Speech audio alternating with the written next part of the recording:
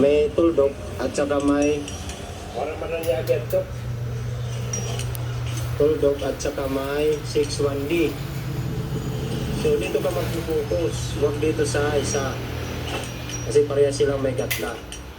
Pag nahanap mo na itong sulat na ito, ay hanapin mo naman yung katabi na may gatla. Yun ang timing ng camshaft. So, ganun lang. Ikotin rin natin ito, itatapat natin dito sa may araw na ito. Yan sa may plate. So, 17 pa rin ito, yung ginagamit na tools. Tatapat natin. Yan.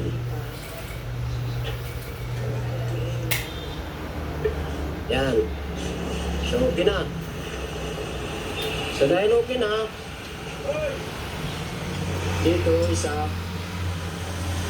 Natiming na natin dito sa isa, tapos dito naman siya. Isa. So, okay na yung timing nilang dalawa. Saka na tayo maglalagay ng timing bell.